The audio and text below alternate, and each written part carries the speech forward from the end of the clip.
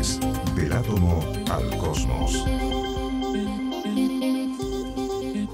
¿Cómo están? Comenzamos este nuevo capítulo de Exploradores del átomo al cosmos, todas las semanas revisando la ciencia, la investigación, la tecnología hecha en nuestro país a través de la academia, de los distintos centros que han participado, por supuesto, en las temporadas de Exploradores. Y hoy varios temas bien interesantes que tienen mucho que ver con la ciudadanía. Nos acompaña en esta ocasión el director del Centro de Modelamiento Matemático, Héctor Ramírez, para ir conociendo también el trabajo que han hecho desde el CMM. Una de las líneas del trabajo del centro es la salud.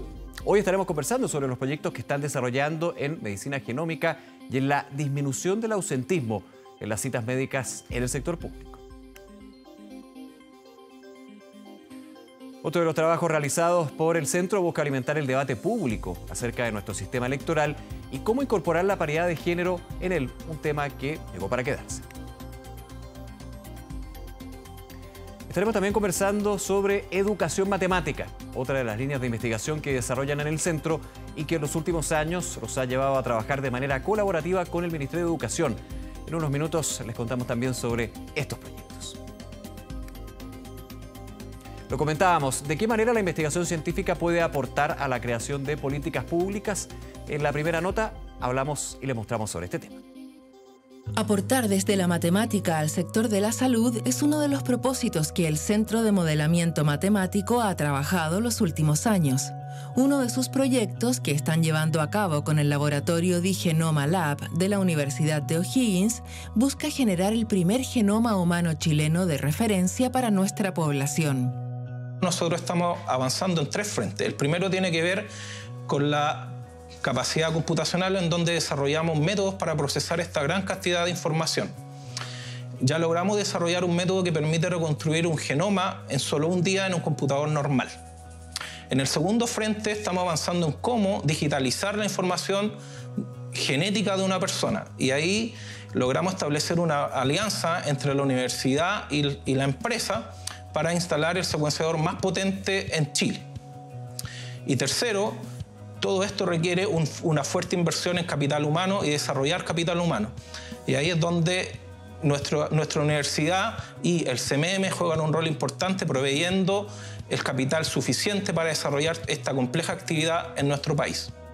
Con estos avances, los investigadores confían que en 2022 cumplirán con su objetivo, lo que les permitirá continuar en otras áreas de trabajo, como lo es el cáncer de vesícula, frecuentes en Chile pero poco común en otras partes del mundo.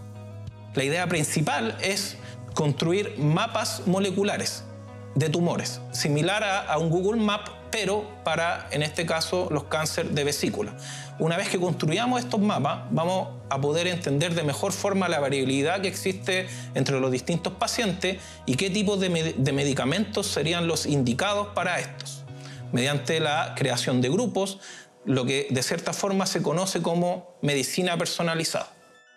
Otro proyecto realizado por el CMM tuvo como objetivo disminuir el ausentismo en las citas médicas, que en el sector público promedian 20%. Para ello desarrollaron una herramienta predictora que identifica a los pacientes que potencialmente podrían faltar y ayuda a destinar recursos en los recordatorios para evitar que la hora se pierda. El trabajo se llevó a cabo en el Hospital Calvo Maquena, el Hospital Regional de Talca y CRS Cordillera Oriente. El principal resultado se obtuvo en lo que llamamos diseño experimental, que en conjunto con las 3 unidades de salud intervenimos en realidad casi 18.000 citas durante 3 meses. Y ocupamos entonces la metodología conjunta entre nuestro proyector y una intervención, llamado telefónico, mensaje de texto y mensaje de WhatsApp, y logramos establecer una reducción real del ausentismo de alrededor de 6%, bajando de 21 a 15%, lo cual es por supuesto una gran cantidad, y también identificamos que la herramienta de recordatorio más importante era el llamado telefónico personalizado, con el cual reducíamos 8 puntos porcentuales. Este proyecto además contempló hacer entrevistas a los pacientes, tanto a los que van a su hora médica como a los que faltaron, y lo que nos dimos cuenta es que habían ciertos perfiles. En particular, la gente que no pudo ir a su hora muchas veces son por razones laborales, que no tenían permiso para ir, familiares donde dejar a hijos e hijas, pero también nos dimos cuenta que la gente que sí iba tenía ciertas estrategias tanto para recordar la hora médica como para poder qué hacer en caso de eventualidad o qué hacer con la familia. La herramienta está en funcionamiento en los 3 establecimientos donde fue testeada y, dadas sus características, solo necesita algunas adaptaciones para que pueda usarse en otros servicios públicos de salud del país.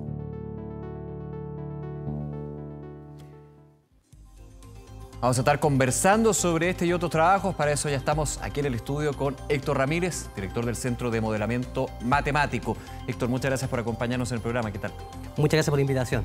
A ver, primero que todo, quiero ir a un tema general para después abordar lo que es el tema secuenciación genómica y también lo del ausentismo, ¿no? ¿Cómo las matemáticas pueden aportar a las políticas públicas? Uno vería que las matemáticas siempre son tan lejanas, pero cuando uno las aplica, logran solucionar una serie de problemas que son tan cotidianos, ¿no? Como estábamos revisando. Claro. Mira, muchos procesos se pueden modelar y desde ese modelamiento uno puede criticar constructivamente el proceso en sí, puede entender por qué funcionan, cómo pueden funcionar mejor. Y en el caso de las políticas públicas, por un lado uno puede apoyar esos procesos de decisión, incorporando un movimiento matemático y ciencia de datos, y también por el lado de los procesos eleccionarios, por ejemplo, que también se ven lejanos. Hay que ver que cada vez se van a complejizar más. Ya sabemos que se ha incorporado la paridad de género, claro, para quedarse. Vamos a estar revisándolo, de hecho. Exactamente, y cuando uno incorpora cosas nuevas a un proceso ya existente, lo complejiza. Y por lo tanto, cuando lo complejiza, desde la academia, de la investigación, tenemos que ver constructivamente el proceso, no la parte política, el proceso técnico, claro, si captura lo esencial y si se puede hacer mejor. Dentro de la complejidad de lo que pueden ser cambios bien profundos, estructurales en la sociedad a través de las políticas públicas, uno podría, entre comillas, voy a decirlo muy con respeto, digamos, pero simplificarlo a que son datos. Y como son datos, yo puedo revisar los datos, modelar los datos y poder hacer diagnóstico de esos datos, ¿no? Esa es la relevancia que también ocupa el modelamiento matemático aquí. Sí, claro, es cierto que uno puede... muchas veces aterrizarlo. Es cierto que uno puede simplificar a datos, pero, y eso es parte de la ciencia de datos, cómo entendemos inteligentemente los datos y sacamos mayor provecho, pero hay en muchos fenómenos, en particular las políticas públicas, hay cosas que se pueden modelar por las interacciones que se dan. Y eso es una estructura que va más allá de los datos. Y dependiendo de la problemática que se plantea, esa estructura, ese modelo matemático subyacente, aporta, por ejemplo, a una predicción, a hacer más justo un proceso, etc. Entonces, es importante no solo quedarse con el manejo de los datos, que es necesario para controlar, por ejemplo, la incertidumbre que tienen los procesos, pero también para entender, voy a decir, la fenomenología del proceso. Claro. Y eso, en muchos ámbitos, por supuesto, se puede llevar a un modelo matemático. Déjame profundizar en unos temas que veníamos en la nota, esto de la secuenciación genómica, ¿cómo se aporta desde el centro para lo que es este trabajo? Claro, mira, como muy bien explicó ahí Alex de Génova, que es nuestro investigador, estos procesos de genómica recopilan una gran cantidad de datos y con ello uno puede entender mejor situaciones que se dan en Chile y no en otras latitudes, ¿no? Él destacó ahí la existencia del cáncer de la vesícula, que es bien propio, se da con mucha más frecuencia acá, ¿no? Entonces, entender eso ayuda a tener mejor diagnóstico. Claro. Saber por qué se da con mayor frecuencia acá, por supuesto, tiene que ver con la genómica, pero para encontrar ese patrón hay que ver los datos que genera la genómica.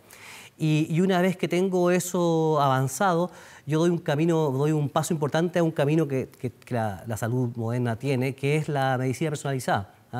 Creo que es fundamental lo que hace Alex ahí y evidentemente necesitamos más estudios genómicos y también entender mejor los datos que se generan de esos estudios. Ahora, y saltamos a otro punto, que es el ausentismo en el sistema público. En términos de las citas médicas, el sistema público de salud tiene varios problemas. He tenido la experiencia y la conversación de varias iniciativas que buscan ir modificando algunos puntos, dándole más eficiencia, permitiendo que no solamente con la inyección de más recursos, sino con una mejor gestión se permita justamente ir mejorando el sistema público de salud. Aquí el ausentismo es bastante clave, bien relevante, y ustedes están abordando eso.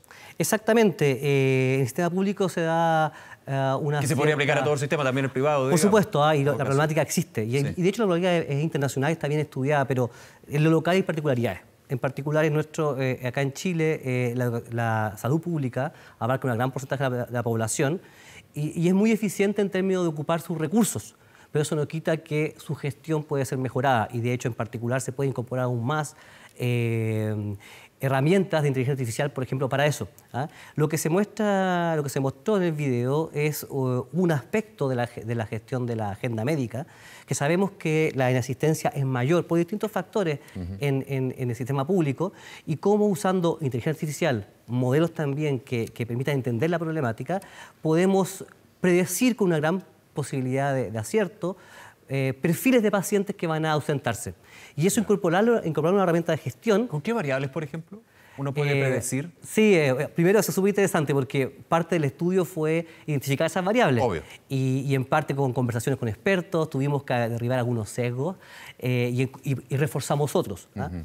¿Qué variables fueron más predictoras? Van a parecer bastante lógicas, pero otras que eran lógicas no aparecieron. Por ejemplo, la antelación con la cual uno te agenda la cita. Lo otro es la historia del paciente. Pero la historia, hay dos tipos de historia y hay varias formas de construir esa variable. Una, mirar cuántos meses para atrás y descubrimos que había que mirar todo lo que uno pudiese. Si no, se perdía mucha información y era muy relevante, a pesar de lo que en alguna literatura de otros países dice. Y por otro lado, no solo mirar la historia del paciente en esa especialidad, sino que en su conjunto. Todo eso lo probamos, por supuesto. Uno, cuando se lo dicen, parece bastante lógico en algunos casos. Pero hay que llegar primero a esa conclusión. Para que llegue a esa conclusión y el afinamiento de cómo se calcula esa variable es relevante. Claro. Héctor, vamos a seguir conversando del trabajo y tú lo adelantabas, lo vamos a revisar de hecho en la siguiente nota y tiene que ver con el trabajo que se realiza en el centro y a través de las matemáticas, del modelamiento, pero en otro tema, en nuestra democracia y su sistema electoral. Revisamos la nota y seguimos conversando con Héctor sobre estos temas. La elección realizada en 2021 para elegir a los miembros de la Convención Constitucional sumó un componente que hasta ahora no existía en nuestro sistema electoral: la paridad de género. ¿Cómo se hizo esta incorporación? Lo que hace el método es que cuando no se cumple la paridad en un distrito, toma al último convencional elegido del género que quedó sobrerepresentado y lo reemplaza por la persona más elegida del género contrario de la misma lista. Así se garantiza que en cada distrito que tenga un número par de escaños van a tener igual número de hombres y mujeres, y en los distritos impares esa diferencia podría ser hasta de 1. ¿Es este sistema el más representativo? Fue la pregunta que un grupo de investigadores del Centro de Modelamiento Matemático quiso contestar. Y para ello trabajaron adaptando el método biproporcional que se usa en Suiza. El criterio de paridad lo incorporamos a través de una condición a nivel nacional que nos garantiza encontrar una repartición de escaños que es paritaria y que además satisface la proporcionalidad en cada uno de los criterios considerados. Pero, ¿cómo se traduce esto en escaños? Pensemos un ejemplo simple donde hay 2 distritos, cada distrito elige 2 escaños y hay 2 partidos, el partido A y el partido B. El partido A o lista A tiene el 75% de los votos en ambos distritos y el partido B tiene el 25% de los votos en ambos distritos, parejo. En el sistema chileno, en el distrito 1, el partido A tiene el 75% de los votos, luego más que duplica el siguiente, por lo tanto ambos escaños son del partido A. Lo mismo ocurre en el distrito 2, donde el partido A se lleva ambos escaños, por lo tanto en el sistema chileno los 4 escaños se van al partido A. En el sistema que nosotros proponemos, miramos el global de votos y el global de escaños, por lo tanto como hay 4 escaños y el partido A tiene el 75% y el B el 25%, el partido A le corresponden 3 de esos escaños y al partido B le corresponde 1 escaño.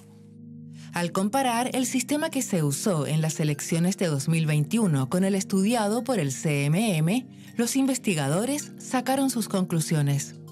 En términos de proporcionalidad, nuestro método ofrece una repartición de escaños cuya distribución política está cerca de la fracción de votos que obtuvo cada lista a nivel nacional. Esto contrasta con lo que vemos en un método como el que se usó para escoger a los representantes de la convención o el que usamos para el Parlamento actualmente, en el sentido de que se corre una elección por cada distrito de manera independiente del resto. Y por lo tanto, es una elección de carácter local y que por lo tanto puede generar mayor distorsión en términos de representación y proporcionalidad a nivel nacional.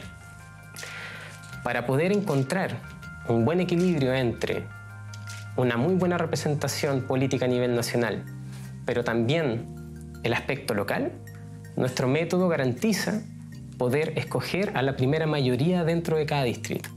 De esa forma podemos conciliar ambos aspectos en una elección. Existe cierto consenso de que la paridad de género podría incorporarse en próximas elecciones y desde CMM quieren aportar con sus experiencias al debate público, con miras a perfeccionar el sistema electoral y con él fortalecer la democracia.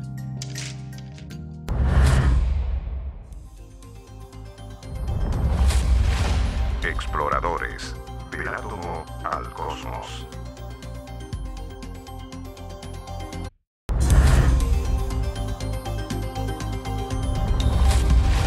Exploradores, del átomo al cosmos. Regresamos, estamos conversando con Héctor Ramírez, director del Centro de Modelamiento Matemático. Héctor, bien interesante el trabajo que ustedes están desarrollando y tan de estos tiempos, ¿no? De poder entregar insumos a lo que es la democracia a través del proceso participativo que son las elecciones. Y en este caso ustedes trabajan con uno de los aspectos que se puede incorporar a estos modelos, que es la paridad de género. Claro, sí, por supuesto. Nosotros somos una institución con una gran vocación pública, entonces cada vez que tenemos la oportunidad de aportar algo tan relevante como son las bases de la democracia, lo vamos a hacer. Y lo que se vio en el video justamente fue una reflexión científica en base al proceso que pasó, donde se incorporó por primera vez la paridad de género. Claro, en la elección de convencionales constituyentes. Exactamente, donde hay un mensaje que hay que tomarlo de manera constructiva el proceso, en la cual se dice que haber tomado la decisión de manera global hubiese sido más eficiente para el principio democrático que de manera local. Este tipo de reflexiones yo creo que son válidas y necesarias que se hagan desde la academia y desde los centros de investigación que tienen experiencia para hacer esto. Claro, aquí, pero es importante también entregar insumos de otra área y eso es lo relevante del modelamiento matemático. Si solamente se queda finalmente uno con lo que puede ser la representación electoral per se, igualmente aquí estamos hablando de, por ejemplo, con cuántos votos, con cuánta representación, cómo lograr finalmente que ese modelo eleccionario sea lo más cercano, digamos, a la aspiración que se tiene en términos de democracia, ¿no? Exactamente. Yo creo que siempre, por supuesto, los procesos eleccionarios tienen... Y muy en el punto de pensar de que más lo que puede ser el abordar y analizar la democracia va desde las ciencias sociales, también aquí tiene una beta desde el modelamiento matemático. Por supuesto, porque los procesos son propuestas para llegar a un objetivo. El objetivo primero es la representación democrática, eso es lo que digamos guía todos los procesos eleccionarios, pero la modernidad agrega nuevas variantes que hacen más complejas las elecciones. Estamos hablando ahora en particular de la paridad de género, y eso hace que se tensa ese principio de obtener una eficiencia democrática. Claro. Así. Y por lo tanto el proceso alguna vez para lograrlo no se tiene la certeza, digamos. No, y además que agregar un ingrediente nuevo complejiza y afecta. Entonces el proceso que propones para abordar ahora dos cosas, un principio democrático, que siempre ha estado subyacente, y un ingrediente nuevo, en este caso la paridad de género, y otros que pueden venir en el futuro, hacen que se complejice el proceso eleccionario y eso debe ser estudiado por la academia. Las herramientas de modelamiento matemático se usan para eso, se puede simular incluso resultados para ver más o menos cómo da y luego tener una idea de cómo va a variar un resultado eleccionario cuando se agregan ingredientes nuevos. Claro, lo hablamos fuera de cámara, en este caso la paridad de género, pero también se pueden agregar otros elementos como, por ejemplo, yo lo decía, representación regional, claro, en términos de aplicar al modelo de democracia a través de las elecciones que actualmente contamos en Chile. Claro, por supuesto. Y que ha ido cambiando con los últimos años, desde el binominal, por ejemplo. Hay que estar abierto a esas opciones. Evidentemente nosotros en matemáticas sabemos que agregar muchas cosas a la vez dificulta a veces demasiado la propuesta, pero hay que ir de a poco avanzando en esas cosas. Pero ¿Cómo se va trabajando eso? Que mucho abarca, poco aprieta, como uno diría. No, hay un principio, digamos, que uno siempre en matemáticas trata de ir introduciendo las dificultades de a una. Y ahí es entender el problema, cuando se puede, por supuesto. Ahora, está por un lado eso, incorporar variantes, digamos, o ciertos objetivos nuevos a una elección que hacen que el proceso de elección cambie y haya que estudiarlo, como hicieron acá nuestros investigadores. Pero también hay que pensar que hay procesos eleccionarios distintos que son relevantes y son más locales, como los organismos colegiados. Y podrían querer ellos también incorporar componentes, por ejemplo, de género. Y tienen ciertas particularidades que son distintas a la convención, a otras, y por lo tanto es interesante estudiar esos procesos y nosotros como CMM estamos dispuestos a apoyarlo. Héctor, vamos a ir a otra nota con otra investigación, otro trabajo que realizan en el centro y tiene que ver con la educación matemática, que es una de sus líneas de investigación. En esta nota los invito a conocer algunos de sus proyectos más recientes. Tras las cuarentenas causadas por la pandemia, en la educación surgieron grandes interrogantes. ¿Cómo reenfocar el sistema educativo y de qué manera recuperar el aprendizaje perdido? Durante los últimos años, el Centro de Modelamiento Matemático, CMM, ha trabajado en esta línea colaborando de manera activa en iniciativas del Mineduc. Para que una política pública sea efectiva, necesita que esté todo alineado. Los textos, las plataformas, la capacitación docente, la comunidad completa que la conozca. Hay una urgencia en mejorar la matemática a nivel país.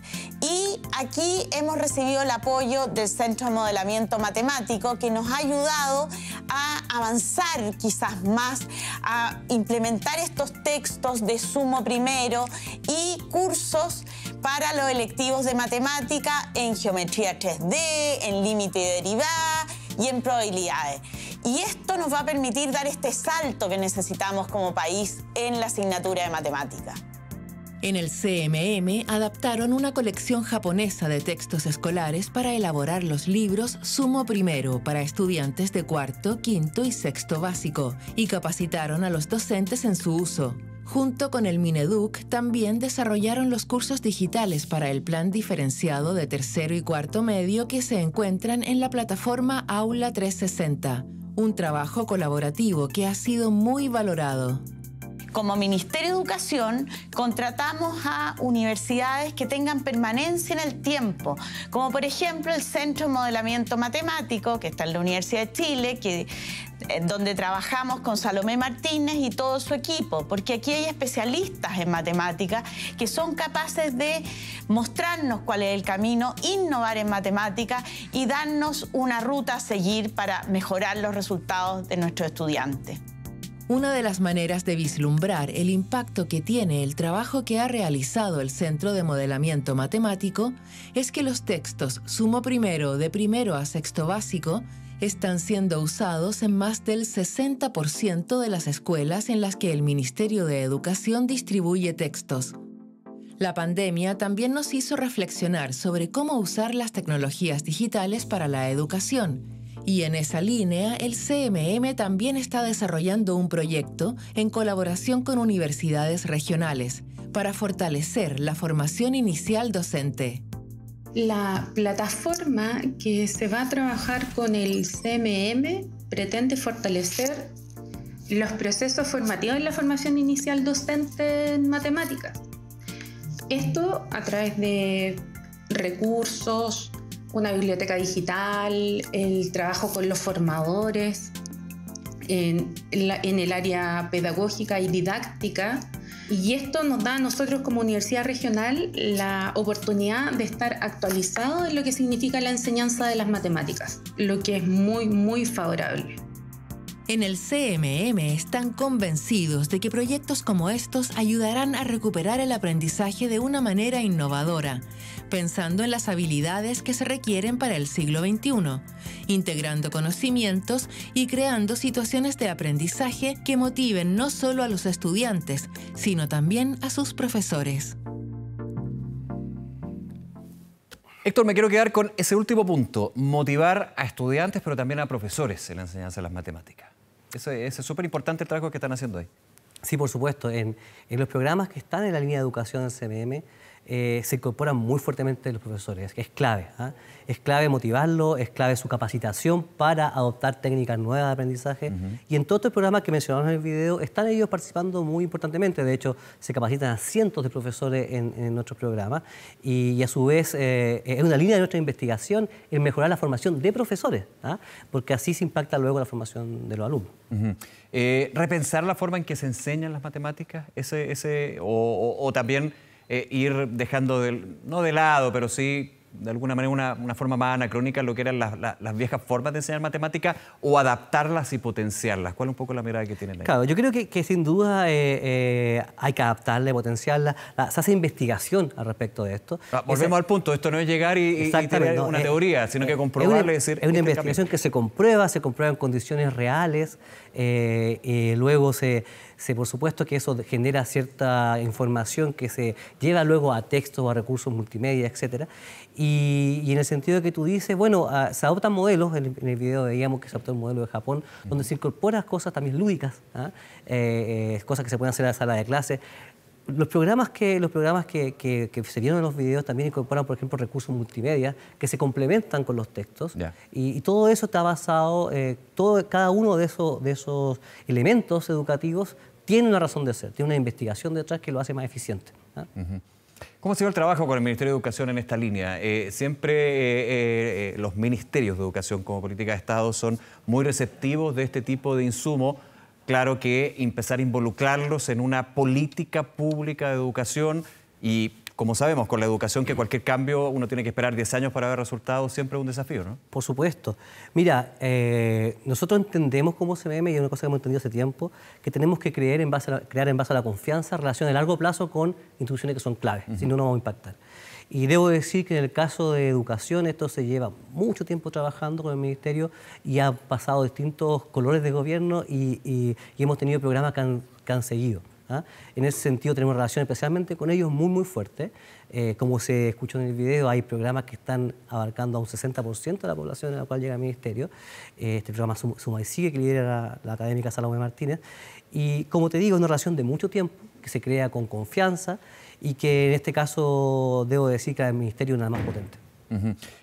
Tú lo decías, en el caso que estábamos viendo en la nota, aplicando modelos de educación matemática de Japón, pero aquí no es llegar y tomar un modelo exitoso, un modelo que funcionó en una sociedad distinta, todo distinto, ¿no?